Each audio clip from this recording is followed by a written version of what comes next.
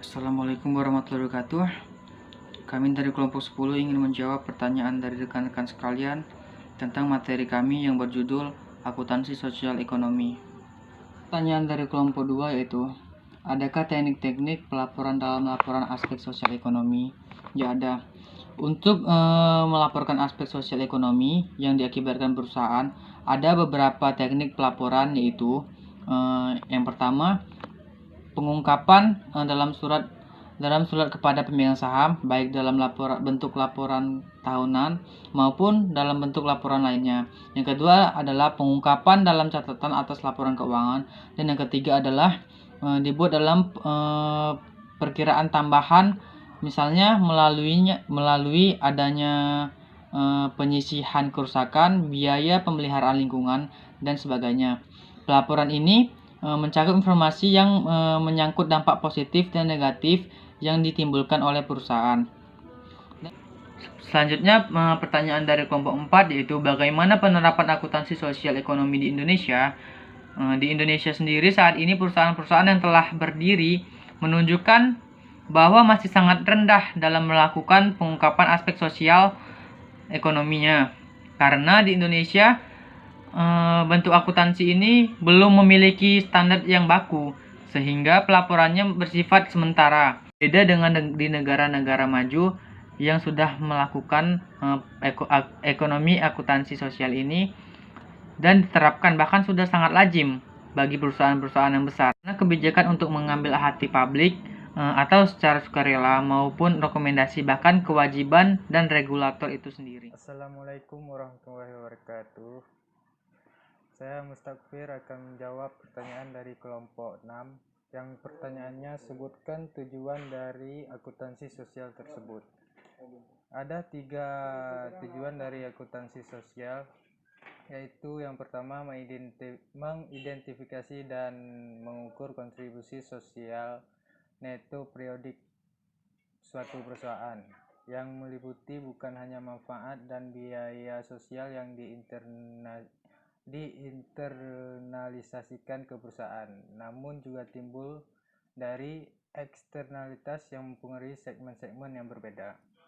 Yang kedua, membantu menentukan strategi dan praktik perusahaan yang secara langsung mempengaruhi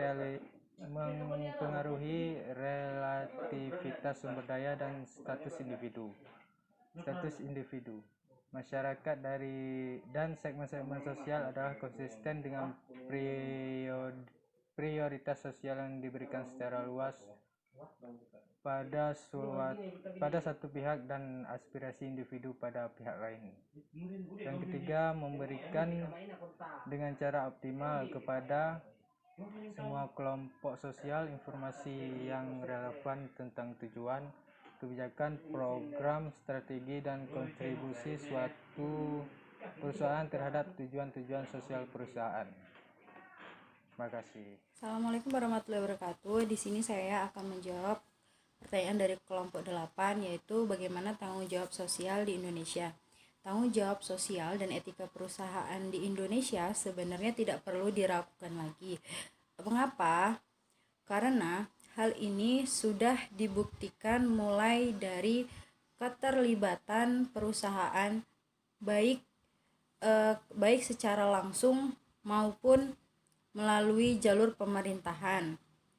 Contohnya ialah seperti mensponsori olahraga untuk bencana banjir dan lain-lain, dan juga seperti penyakit sosial juga sih, memperbaiki atau membantu sarana dan prasarana yang lainnya yang bersifat kegiatan sosial.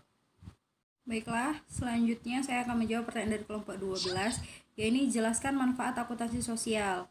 Nah, manfaat akuntansi sosial perusahaan diantaranya ialah meningkatkan citra dan untuk mempertahankan secara implisit asumsi bahwa perilaku perusahaan secara fundamental adalah baik. Nah, yang kedua ialah membebaskan akuntabilitas organisasi atas dasar asumsi adanya kontrak sosial di antara organisasi dan masyarakat. Yang ketiga ialah keberadaan kontrak sosial ini menuntut dibebaskannya akuntabilitas sosial. Nah, selanjutnya sebagai perpanjangan dari pelaporan keuangan tradisional yang tujuannya ialah untuk memberikan informasi kepada investor, membuka akses untuk investasi dan pembiayaan bagi perusahaan yang telah melakukan akuntansi sosial. Baiklah, sekian dari jawaban pertanyaan saya. Saya ucapkan terima kasih. Wassalamualaikum warahmatullahi wabarakatuh. Demikian jawaban atas pertanyaan teman-teman sekalian. Lebih dan kurang kami mohon maaf.